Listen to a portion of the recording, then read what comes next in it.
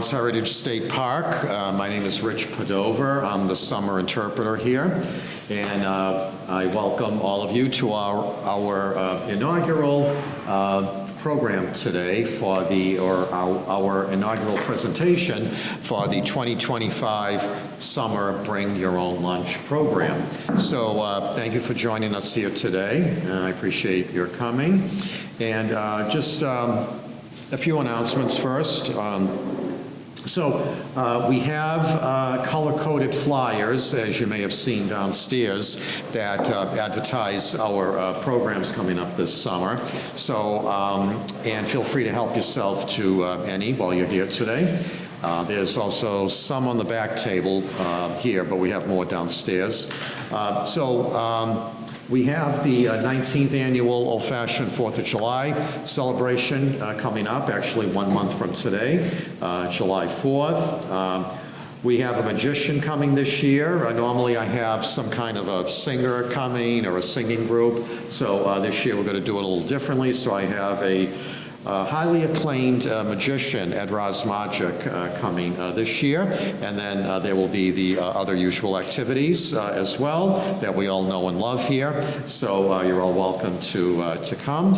And then the walking tours are on the green flyer. Those officially began last week on June 1st. But on the green flyer, again, downstairs, we have the dates listed, the day of the week, and what the name of the tour is on each day that they're offered. The boat tours will be starting on July 12th. And for the next 7 Saturdays after that, thank you, Jim, and the dark blue flyer there. I do need to say that the first tour on July 12th is already fully booked, and the next tour on July 19th has a couple of people signed up. August 2nd, we have a couple of people signed up, but other than that, everything is wide open. So those you do need to make reservations for. So if you want to see Rebecca or I, the new visitor services supervisor, and we will get you signed up, or you can give us a phone call and we'll put you on the list. Let us know which Saturday you would like. Could I ask you, without handicap accessible? We can get you onto the boat okay. Yeah. It's the boat is pulled up right to the dock, and the boat is low, so it's pretty much level with the dock. You don't really have to do any climbing. And then the boat captain and I will be there to provide assistance. It's been years, I never do it again. Yes, like 2006, I believe. So you're overdue, Mary. I know. Yes, okay. And you got a new boat.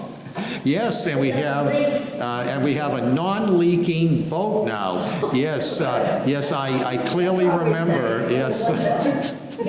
You'll be able to know. Yes, I remember yes, I remember about your late husband, Armin, there, and the wet pants. What's going on?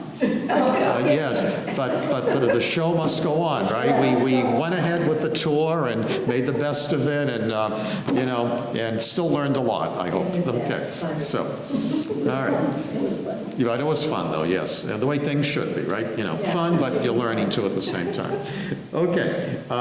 Then the yellow flyer has the Bring Your Own Lunch program for the summer. So you will see the schedule there for the month of June, and then later this month I will have July, and then later in July I'll have August posted. So we also have a special events flyer downstairs. That's the white flyer, okay? Some things coming up this month, starting with this coming Saturday, the annual Salsa Festival on the South Lawrence or the O'Connell Common.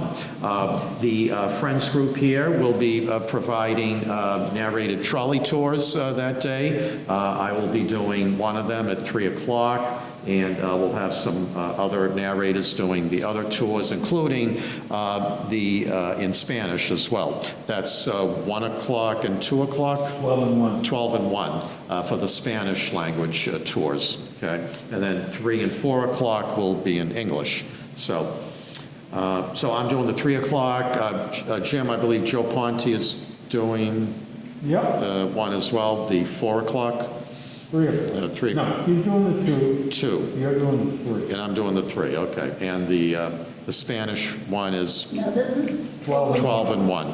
This is totally different from the trolley tour that you do on Labor Day. Somewhat different. Somewhat different. Yeah. It's kind of a somewhat shortened version of it, I guess we would say. It doesn't hit all the places we hit on Labor Day. No, but there's more emphasis on the parks Yeah. I think I'm gonna go on that one too. outdoor recreation. All right. Get And- ready. Yes, okay. But educational, fun, and educational nonetheless, Mary. Say it again, please. Fun and educational, It'll be different, you know. but a little different. Yeah. The trolley tours, really. Yeah, so, yes. And then also for the month of June, behind me in the gallery, we have an art exhibit going on that was just set up this past weekend until the end of the month. Britt Bauner, who was the visitor services supervisor here 3 years ago, that's his exhibit there, items from his own private collection that he graciously loaned us for the exhibit for the month of June. So please take a look at that while you're here as well, okay? And lastly, before we begin, to my left, feel free to help yourself to any refreshments, which are courtesy of the Friends of Lawrence Heritage State Park. So thank you, friends. Yes. All right, so today, the presentation is on the Lawrence Riots of 1984. And in front of you, you have a multiple choice quiz if you choose to take it. It's ungraded, self-graded, I should say self-graded. I will not collect these and grade them, okay? Your score will only be known to you, okay, unless you elect to share it with me or anybody else, but you will not be asked to share your score, okay? So take it in total confidence that whatever score you might receive, it will be known to you only, okay? Again, unless you choose to share it. Okay, so, you can take the quiz, you know, as we go along if you have not had a chance to take it yet. But, so first of all, a little disclaimer, I guess, that I need to share with you. Both the material and the language below in the quiz that form the synopsis, as well as the questions and answers, were drawn specifically from Chapter 4, which is titled The Riots of 1984, in the book Latino City, Immigration and Urban Crisis in Lawrence, Massachusetts, 1945 to 2000, by the author Lana Barber and published in 2017. Copies of this book are available downstairs for purchase in the museum gift shop. All right, so both the content and the language that formed the basis for this quiz, I did pull directly, so they're in Lana Barber's words. I just want everybody to be aware of that from Chapter 4 in her book, okay? So, but of course, you know, we are all free to engage in a discussion here today on the topic. So let me give you the synopsis, which you may or may not have had a chance to look at yet. For 2 nights in August 1984, so which would have been Wednesday the 8th and Thursday the 9th, hundreds of white and Latino Laurentians faced off along Oxford Street in Lawrence's Lower Tower Hill neighborhood, yelling racial slurs and insults, hurling rocks and Molotov cocktails, claiming the streets and raging at the injustices in their city. The riots were a painful example of how residents in this impoverished city claimed and contested public space while they were confronted with a rapid and major shift in the city's racial demographics. The desire among white Laurentians to restore Lawrence to an imagined earlier state of safety, prosperity, and neighborliness led to a blame game against Latinos for their city's decline. While Latino Laurentians had been planning and organizing to render the city a safe place to settle, the riots were an insurgent, street-level refusal to be scared out of their homes and neighborhood and their right to the city. Okay? So again, this is all in Lana Barbara's words here. Okay? Was she there? No. So it is important, good question, Mary. It is important to note that Lana Barber was not there, and she is not from Lawrence, okay? She did research, obviously, for purposes of writing her book, okay? Everything is well documented here. But yes, I do need to point out she was not there, and she is not from Lawrence. This, by the way, was her PhD dissertation at Boston College. I don't know.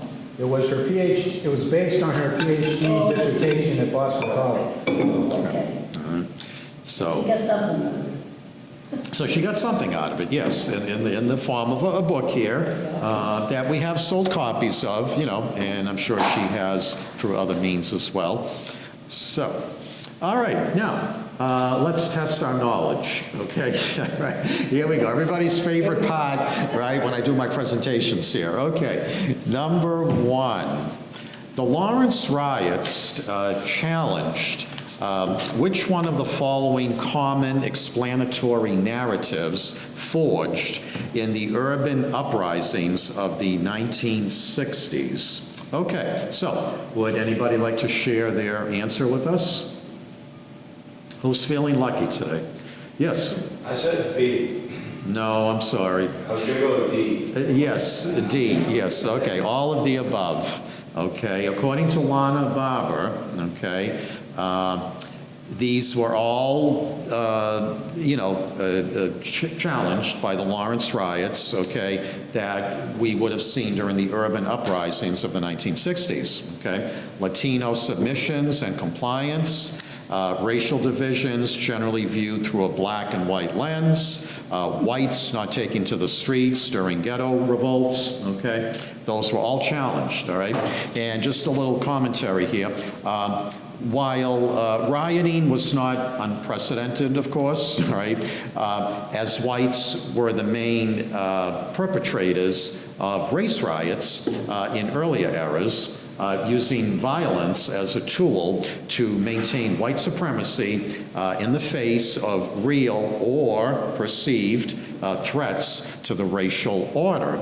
Okay, so for example, in 1863, if you remember your U.S. History 1, right, we had the draft riots in New York City, okay, and we also had, as another example, we had white terrorism against blacks in the South during the civil rights movement. Okay, so again, these were all challenged. All these common explanatory narratives were all challenged during the 1984 riots in Lawrence. Okay, so.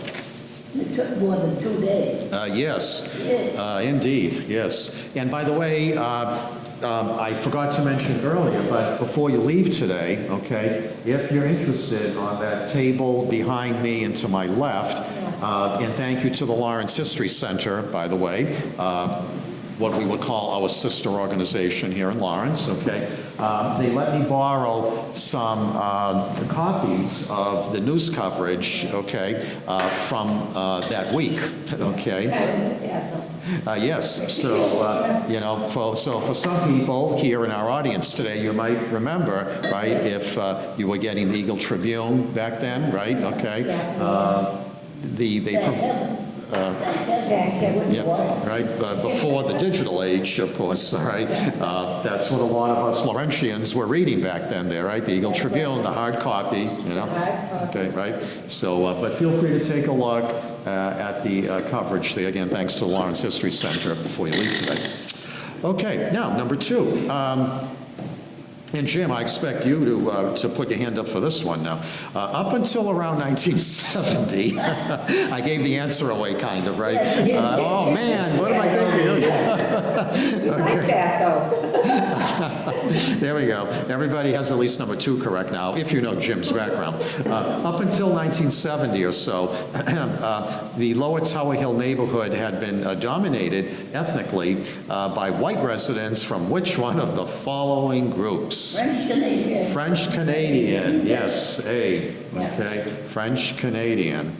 I Yes. grew up about a block and a half from where the riots took place, and in fact, before I was born, my family lived on Oxford Street, right around Zero. Yes, yep. And then later Melvin Street, Margin, later Margin Street, yeah. So, yes, Ground Zero, Oxford Street, yes. Okay, so, number 3.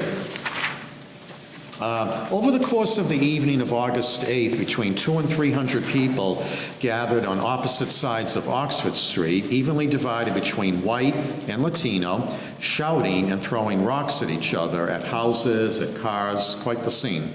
Outnumbered, police on duty that night attempted to restore order, but had to retreat back to the police station, if you can believe it, all right? But they literally retreated back to the police station, okay, and wait for reinforcements, allowing the melee to continue without police interference for hours. All right, again, kind of hard to imagine, but I presume for their own safety, the Lawrence police retreated. Exactly how many police were on second shift duty that night? Anybody want to volunteer their answer? Yeah, but the shift went all over. But specifically on the second shift that night Yeah. at the Lawrence police It was a station. regular shift. A regular shift, Regular shift. yes.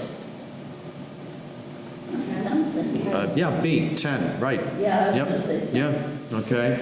So we had 10 policemen, and they would have been all male at the time. Now, of course, we have policewoman on the force here, but back then it was all male. So we had 10 policemen on regular second shift duty that night, okay? And again, compared to between 200 and 300 people, right, out on Oxford Street that night, all right? So I guess we can, you can understand, once the police saw what confronted them there, that they retreated back to the police station, but unfortunately, that allowed the melee to continue unabated, and causing more injuries, more damage in the meantime.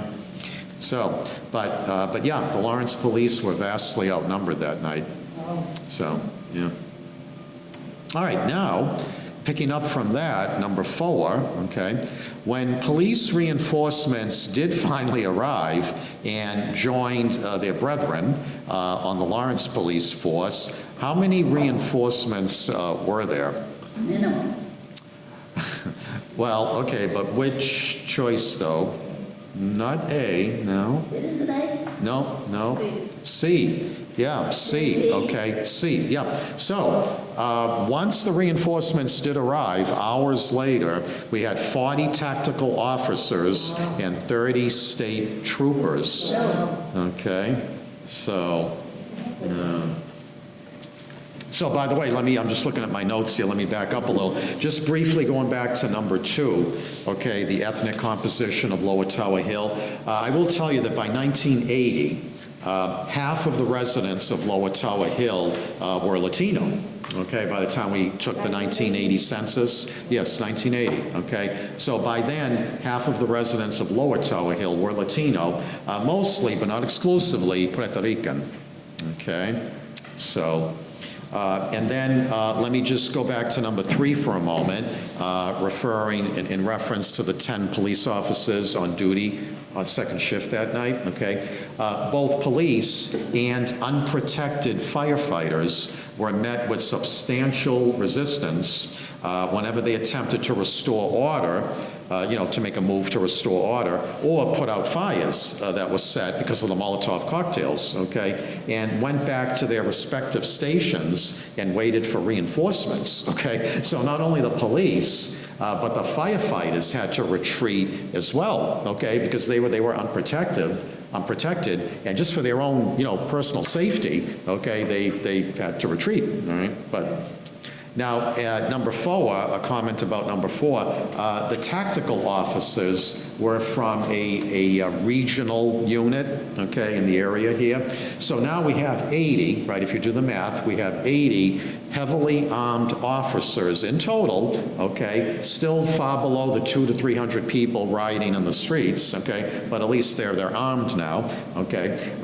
So they're in riot gear, and they formed a paramilitary force and marched along the darkened streets, okay, because now, you know, the lights went out. Yep, That night. that night, yes.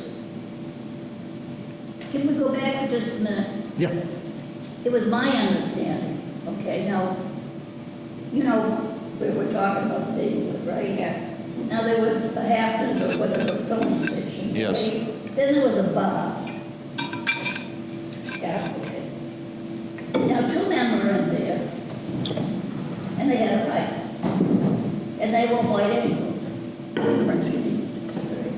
Okay? And one came out and scratched the car that was sitting on that street, you know, down, going down there, okay?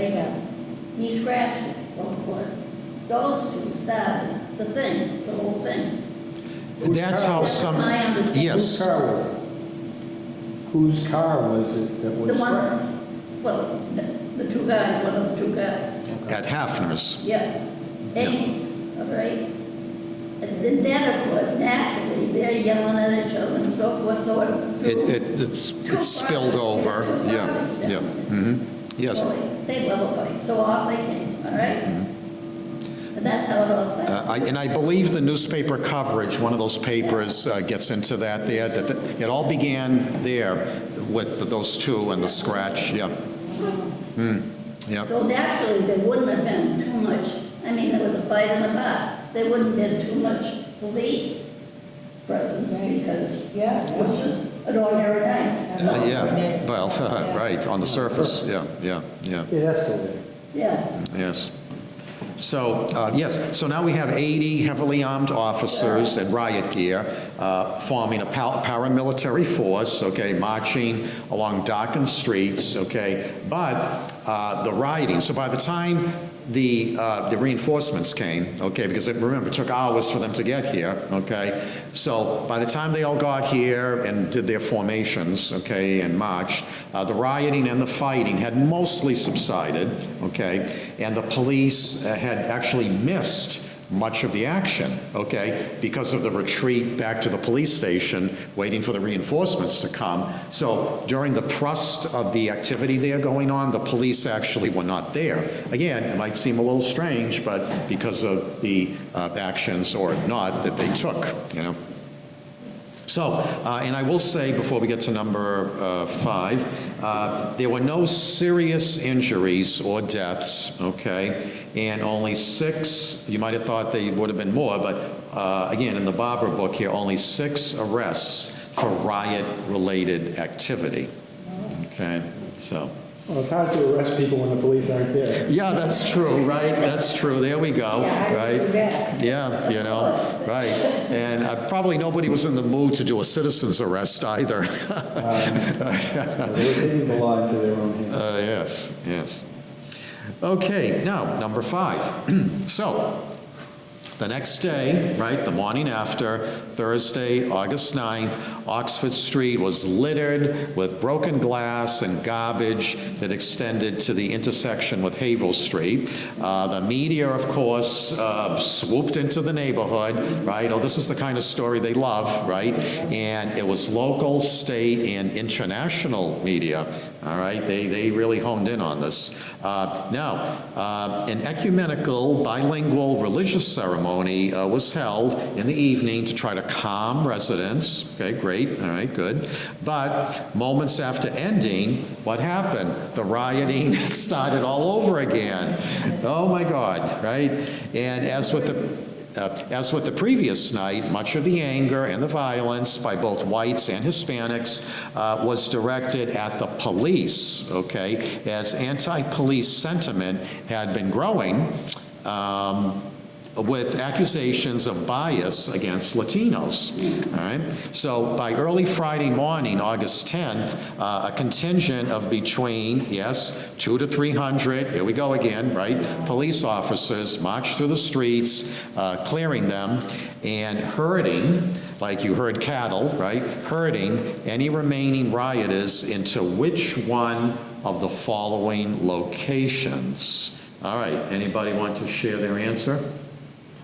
The housing project. Yes, the Merrimack Courts Housing Project, yes, yes.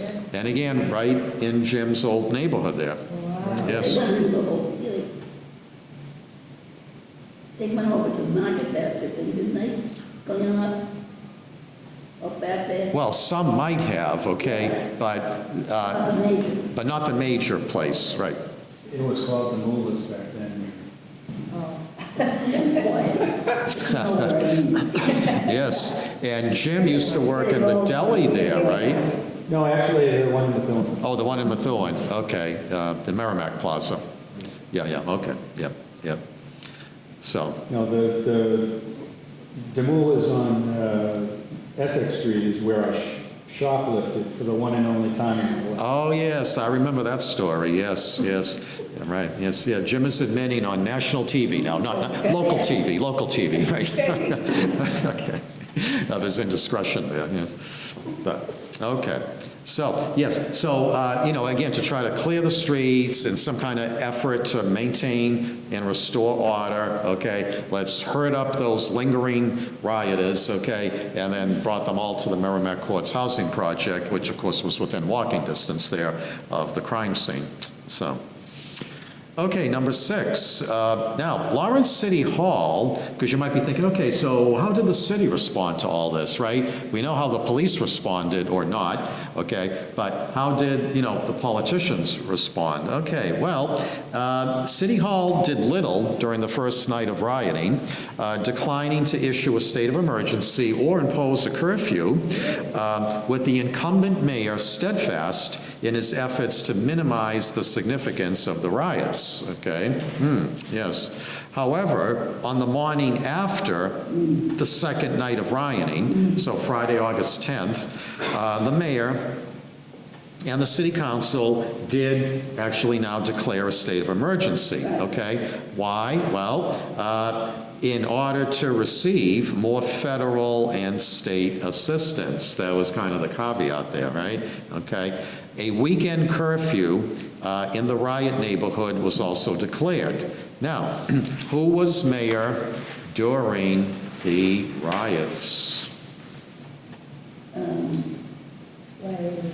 No, not Larry LaFebvre, not Kevin Sullivan. No, I think Mary said it. John Buckley. Yeah. On a weird kind of. Way back then, sure. Maybe 86, right? Okay. Yes. Well, even before, way back then. And what he did was, with the state of emergency, he also closed the schools. So I look at the television, all right, and there's my kids, okay, on bicycles, swinging around in between, the cleanup. And I said, gee, if he had kept them in school, okay. Yeah, that, But that wouldn't be happening. You're going to get this next thing. The next thing they did was even worse. Go ahead. okay, no, that's okay, Mary. Again, I don't mind an open discussion here, So, yes, so John Buckley, okay, the longest-serving mayor in Lawrence, although with broken terms, it was not consistent, okay? So he, I guess you could say, was the unlucky one, right, being mayor when all this was happening, okay? And now, of course, some of you may remember that next year, the following year, 1985, he had to face re-election. Lucky him, right? Okay, right? So that is the year that He was finally, because he made comebacks over the years, right? Daniel Kiley had beaten him once, Larry Lefebvre had beaten him, right? But Mayor Buckley always came back, right? Okay.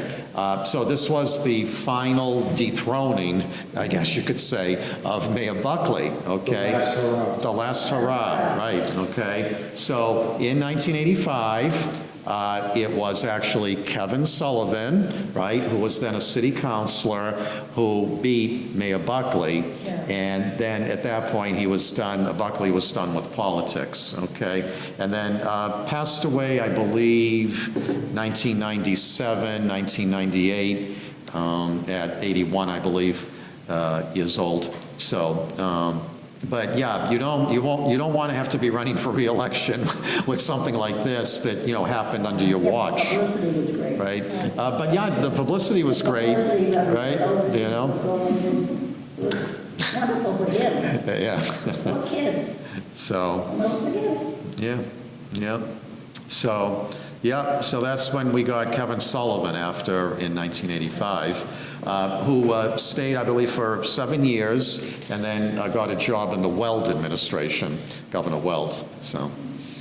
Okay, now, by the way, the curfew, let me just elaborate briefly. The curfew, okay, which you'll see it on some of the newspaper headlines there behind me that I have on display.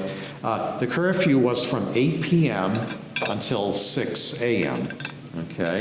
So, and all media, as well as photographers, were banned from this area, okay? And the boundaries now of the curfew zone, okay, from which media and photographers were banned, okay, was bordered by, and those of you from Lawrence, you can probably do the visual while I'm describing this, okay? The curfew area was bound by Broadway, right? Jim's thinking, he knows, Havel Street, Margin Street, right, your old neighborhood there, and Essex Street, okay? Those were the boundaries of the curfew designated area, okay? Nobody could go in or out, okay? And again, in the newspapers there from the Lawrence History Center, you'll see some people, who they were able to speak to after, who were in that curfew zone, right? And, a lot of them, as you might imagine, were going stir crazy, right? They wanted to get out of their homes, okay? But at the same time, they appreciated like the safety net, if you will, right? That was set up, around them. So it was kind of a double-edged sword, so. You have to get to Main Street. Oh, what's that? You have to get to Main Street for water, but Right. Some of us here remember the spring water on May Street. Yeah. Right. We would go there with our empty jugs, right? You just had to get in line there, and it used to be two spigots, where the bar was. which was right in back of that bar there on Havel Street there. Lucky, something with Ace in it, the AC Doocy, the Lucky Ace, something like that, I think. Of course, I was never in there. I would only be going by there on my way to get to the spring water. Right, I need to mention, right? Okay. So, but yeah, I remember it started out with two spigots, right? And then they enlarged it to 4 spigots to try to accommodate the popularity there of the spring water, right? But then I forget what year it was. It was Hafner's, the Hafner family, right? And then they discovered like arsenic or something in the pipe there, so they shut it down, and it's been boarded up ever since, right? But this was a while ago now, yeah. So, yeah. Yeah, so. Okay, number 7. Which one of the following is true about what occurred during the rioting and/or the immediate aftermath?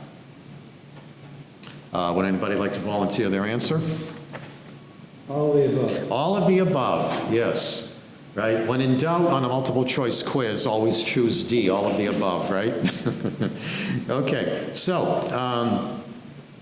So yes, during my research, again, coming from the Barbara book here, and this is something I honestly do not remember from that time, but there was something called the Yellow Hat Brigade, okay? They wore, and the reason they got that name, okay, they wore special yellow caps. I mean, I'd love to see one at the History Center. I don't think they have any of those in their collection there, but you would think maybe somebody would have donated it, you know, to the History Center, but not that I'm aware of, but I'd love to see one there. But they wore these special yellow caps while they were patrolling the streets, okay, in order to identify themselves to police, okay, so they wouldn't get questioned or whatever, okay? Like, you know, yes, you know, we're here helping you, okay? Now, soon after the riots, the Yellow Hat Brigade, they renamed themselves the Alliance for Peace, okay? Some of you may remember that name from that period of time, the Alliance for Peace, all right?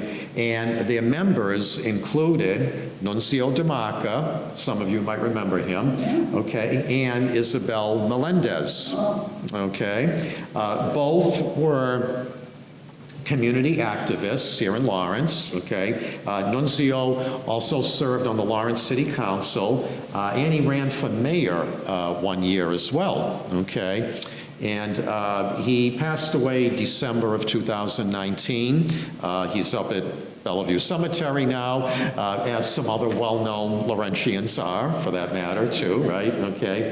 And he does have a park named after him at the end of Island Street, right? Which some people know as the Ferris site, right? Because of the old foundry that used to be located there.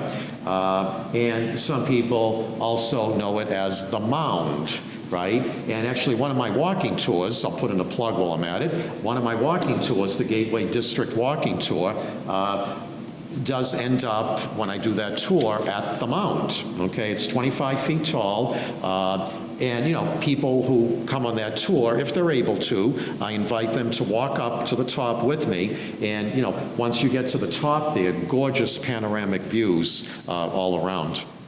So, okay, but technically, that is Nunzio DeMarca Park, yeah. Yeah. Couldn't even go in there and walk into it before because it belonged to someone else. Yes. So it's Lawrence's newest park now, not your traditional urban park, right? Okay, something different, but the historic value there, nonetheless, is worth noting, right, on the tour, which I get into all that on the tour, you know.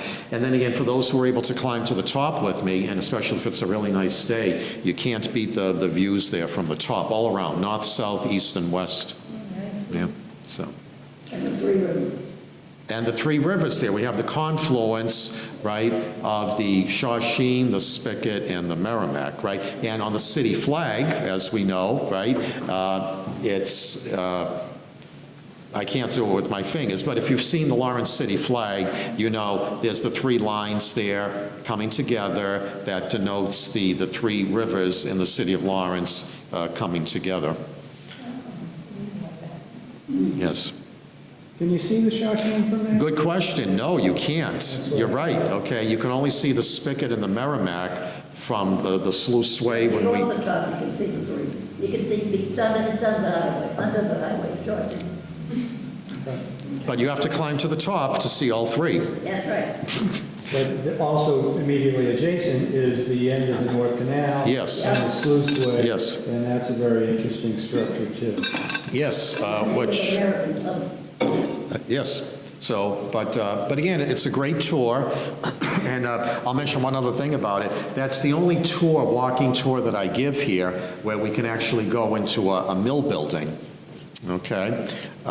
Because like the others on my walking routes are residential now, but the Kunhardt Mill, okay, on Island Street, which is on the Gateway District Walking Tour, that is business and commercial. It's non-residential. So that I bring people into.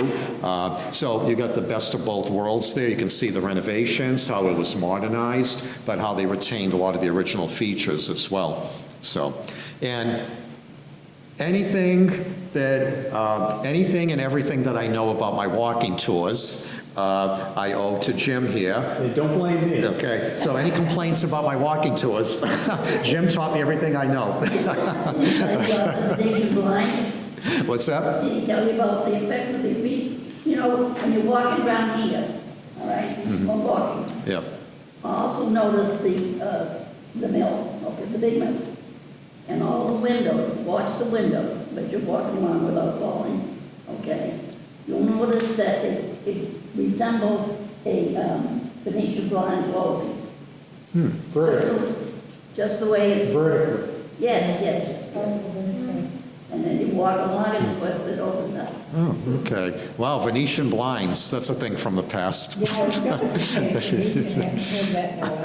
Yeah. Of course, it's a reference to the differing thickness of the mill wall. It's thicker between the windows, which allowed them to increase the size of the windows, creating more natural light for the workflow. Yep, yep, there's a method to everything, yep. A reason for everything, yep. So, okay, very good. All right, now, so by the way, just quickly, number 7 there, so the Yellow Hat Brigade, later renamed the Alliance for Peace. People caught violating the curfew, okay, were subject to a fine of up to $300. Well, you might say, oh, but back then, of course, that was, a decent amount of money, right, okay? Arrest and detention for up to 24 hours, okay? So they were serious, about that curfew, okay? And number C, you might think, what? But it's true, okay? The city council established a rumor control hotline, okay, to dispel the hearsay they believed was at the root of the disturbance, okay? And one alderman, it was manned by different people. 2 of the people of note, okay, were Kevin Sullivan, then a city councilor. He was helping to man that hotline, and Richard D'Agostino, okay, who was the alderman of engineering that time, right? He dethroned Markey there. Markey was the longtime alderman of engineering. Remember John? It might have been John, but Mr. Markey, okay, and then Richard D'Agostino came along and dethroned Mr. Markey there. But so he was one of the people staffing the hotline there. Kind of odd to put an engineer on Yeah. rumor control, but Oh, it's up. Yeah. not his forte. No, although, I will note, even though Richard D'Agostino, who is now a lawyer, I believe he got his law degree after, and he's a lawyer now, I will say that, he, even though he was the director of alderman of engineering, he actually did not have an engineering degree. All right, his degree was in English, okay? All right, so, but the same thing when,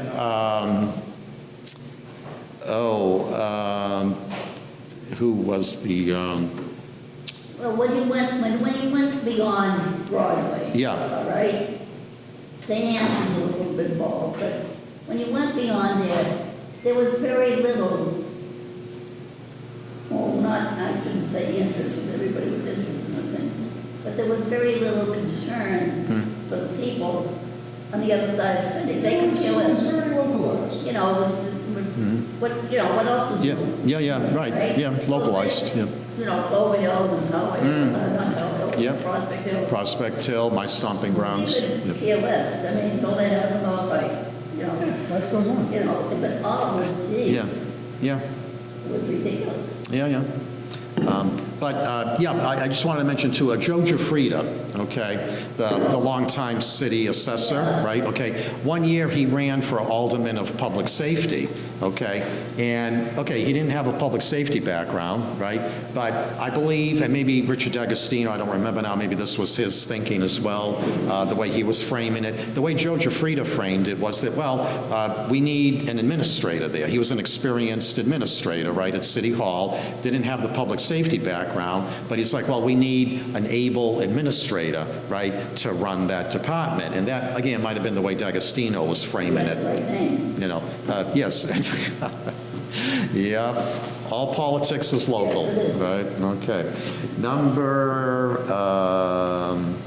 8, yes, okay. In the conflicting interpretations of the riots and competing perspectives of distinct groups within Lawrence, which one of the following is true? Anybody want to volunteer their answer? All of the above. Yep, here we go again. Yep, all of the above, okay? In the Barber book, okay, according to Lana Barber, all of those were occurring, okay? City officials downplayed the riots, okay, in order to protect the city's reputation. No surprise, okay, and attract new business, right? Because, you know, you're trying to expand the tax base, right? How do you do that? By luring new business into the city, while also seeking state funds to improve public safety, okay? So they wanted it all, right? Mayor Buckley, the city council, okay? Well, you know, let's not, you know, let's try to not make a big thing of this, okay, even though, of course, it was a big thing. We got the city's reputation here we're dealing with, right? We're trying to attract new business, expand the tax base, okay? But, you know, did we mention at the same time, we want those state funds, though, right, okay, that we're eligible for now to try to, you know, deal with this thing, right? And you know, one perhaps could make the analogy to the Bread and Roses strike, right? The great textile strike of 1912, right? Which you know, was seen as a stigma, right? A black mark on the city. We know, those of us who have studied it and have done the tours and all that, the presentations, right? That it was swept under the carpet for a long time, right? Okay? And then it was revisited years or decades later with a renewed look, okay? So something like the riots, likewise, right, that were happening, right? It was a black mark on the city. Well, let's not talk about it. Let's keep the photographers out of here, the news media, right? Okay? Let's not impose a curfew, right? Okay? All in an effort to try to, you know, to downplay it, right? Okay? So, and also many white Laurentians viewed this as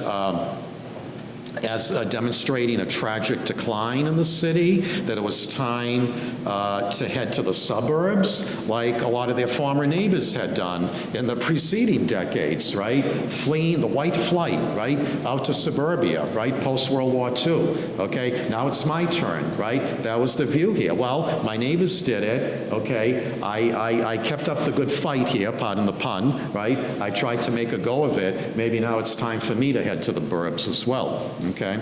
And Latino Laurentians and their allies view the riots as a response to the pernicious exclusion and harassment of Latinos, as well as to the city's failed economy, and calling for many changes. Okay, so for example, like in education, in housing, in government, they wanted improved economic opportunities. Okay, you know, the textile mills, right, long before, were the economic engine in the city of Lawrence here, right? Almost half of in the heyday, almost half of Laurentians were working in the mills, right? That was a huge thing, the economic engine. Okay, but then of course with the closing of the mills, the economic decline began here in the city. A lot of people viewed it as a failed economy. We need changes here. And then, of course, fast forward to today, 2/3 of the mills now, right, have been converted, mostly into residential. Okay. So the repurposing of the mills, like in Lowell and Haverhill and other places, is well underway. So, okay, and I'll just mention before we get to the last question, and I'm looking at my notes here. So in looking at number 8 there, just so you all know, between 1940 and 1980, okay, Lawrence had already lost 40% of its white population. Okay, according to the Barber book here and looking at the census records, between 1940 and 1980, Lawrence had already lost almost half, 40% of its white population. Okay, so that, again, in looking at choice C there on number 8, right, you see what we're talking about there. Okay, and number 9, last question. So, in the wake of the riots, the state legislature passed two bills to aid Lawrence, not surprisingly, okay, aimed at both rebuilding the city and preventing future riots, right? You want to take care of the present, with an eye to the future as well, okay? After some acrimonious debate, again, as you might imagine, stemming from the reluctance of suburban state reps and state senators here in the state to foot the bill for quote-unquote urban problems, okay, a watered-down $2.6 million aid package was approved in the legislature, all right? In the final version of the two riot aid bills, which one of the following was included? All right, remember, it was a watered-down bill, okay? Lawrence didn't get everything it was asking for, okay? The original bill was like $5 million or so, I believe, okay? So which one of those four was included in the final aid package? All of the above. Jim, that's not a choice there. Come on, don't make up the choices here. Depends on how you interpret it. Now, actually, there was, Isabel really came into force on this one, all right? So I would say A.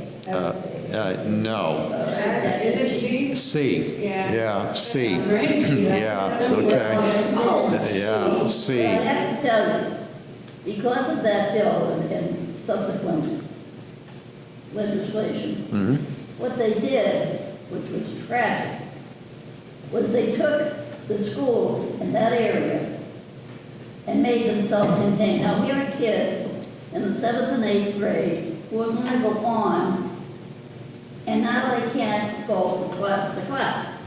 They have to remain in that, with that teacher. Well, quite frankly, we were hired to teach a subject, and we were used to the children, young adults, right, moving from class to class. Now, all of a sudden, I've got 30-something kids in front of me, and I'm supposed to teach them English. I was supposed to teach them history. All I know is math. Yeah, that's right. Your subject was So, math. Yeah, yeah. That was not fair, all right? yeah. They never should have done that. So youth outreach, all right? What we finally did was, the kids they put will move. So they got math and all Okay. over the place. Yeah, yeah. You couldn't what? Oh, come on. Me teaching history. Mary, that would be like me teaching math, right? It works both ways, right? So it wasn't fair to the kids, so there were some things that came up, and they Yeah. kept that up. I mean, that remained. Yeah, All right? yeah.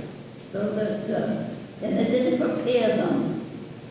And here we are supposed to be, getting them ready for the big step to high school. Yes. And they have to sit in their seats and listen to me.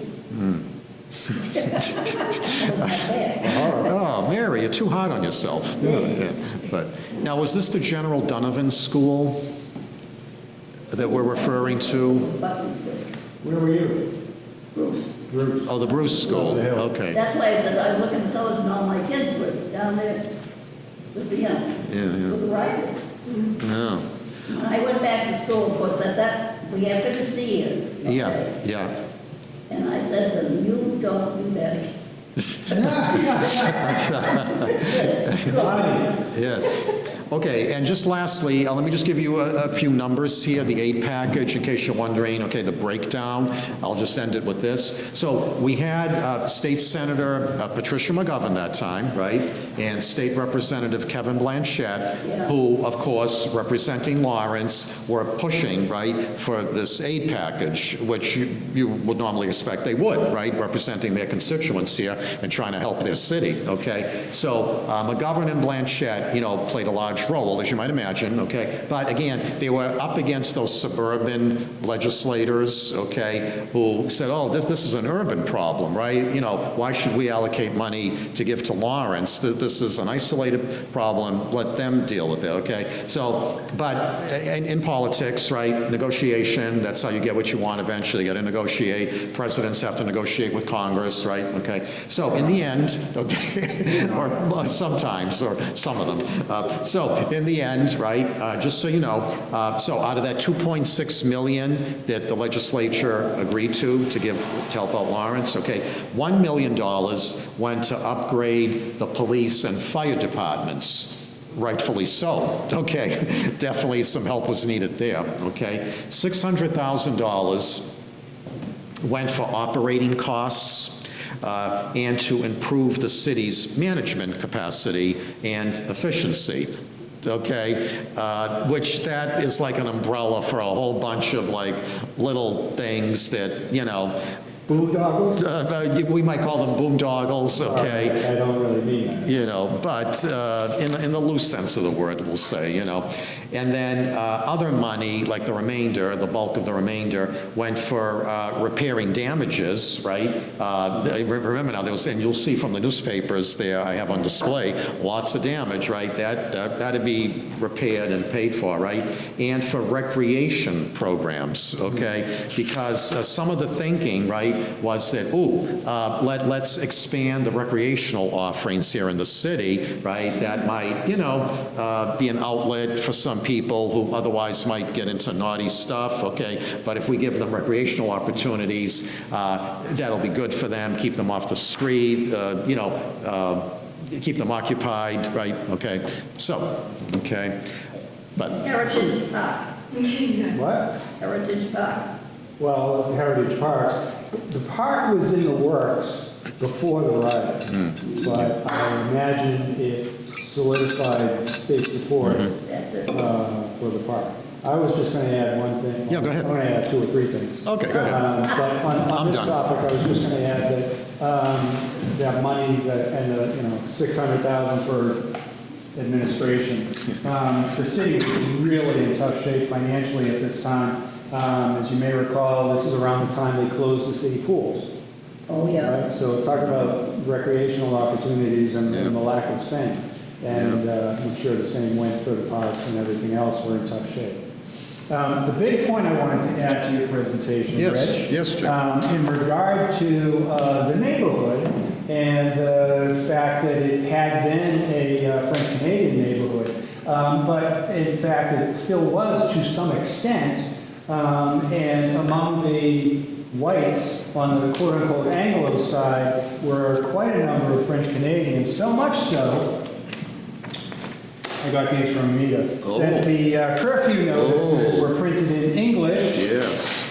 Spanish, and French.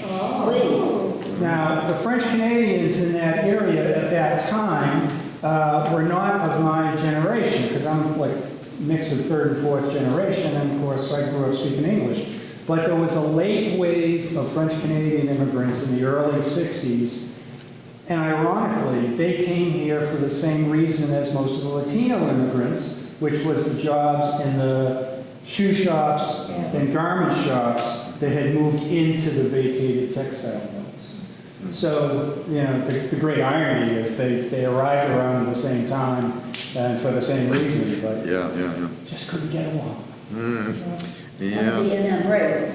And what? The railroad brought in a lot of French Canadians. Well, early, not the 60s. They drove. Oh, they were driving, yeah. By the 60s, they're driving.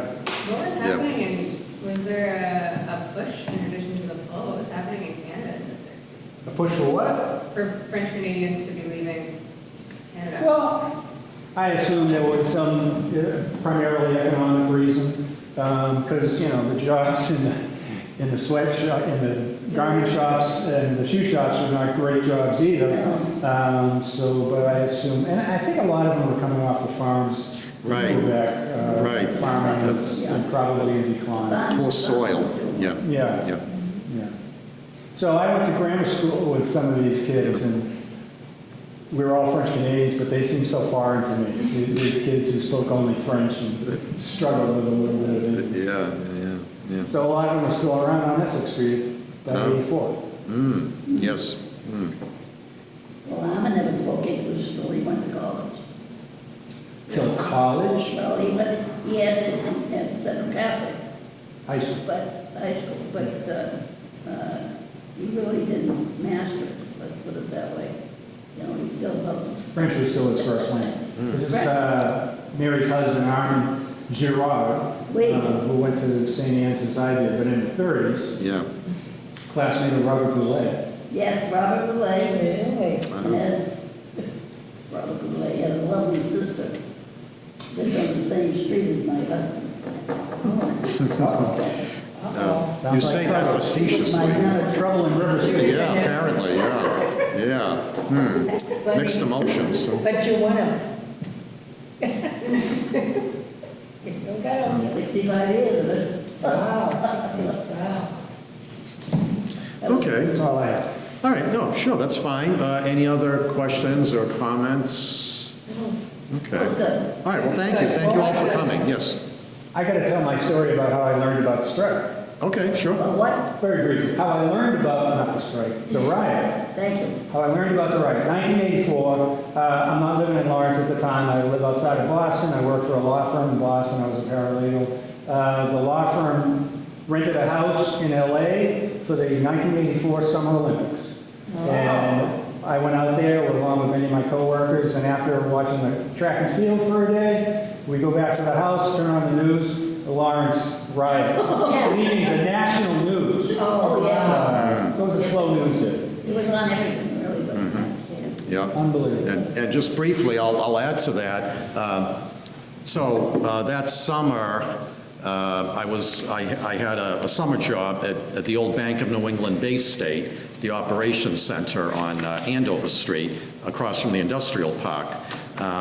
They've been long gone from there now. So I was a messenger there that summer. So I would deliver the mail between and among the different branches of Bank of New England Bay State, okay? And I was in grad school and a substitute teacher. This was early in my career. So in the morning, that morning there, the morning after the riots, so every morning, my mother would put on WCCM when we get up, for breakfast. She'd put on the local radio station. They used to be at Franklin and Common Streets back then. Yeah. So my mother would put on WCCM. The minute she put it on, like what they weren't calling it this back then, but breaking news, right? Like today, everything's breaking news, right? So if they had that term around back then, this definitely would have been it. So on the radio, when we got up that morning, getting ready for work and school, that's how I found out about the riots, through WCCM. The voice of the valley? The voice of the valley. Yes. And now, What was his name? well, there was Lou Marcel, Lou Marcel. right? And then Bruce Arnold. Yeah. Oh, yeah, I'm thinking of him. Yeah, okay, yeah. He used to run that show Purely Personal, Yeah. right?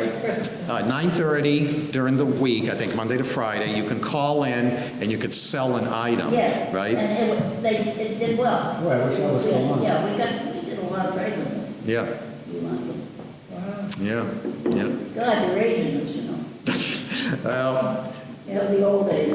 but it's nice to reminisce, though, sometimes, So, And by the way, if anybody hasn't read that book yet, I strongly recommend it. She does a great job of putting Lawrence history in context of regional, national, and even international events.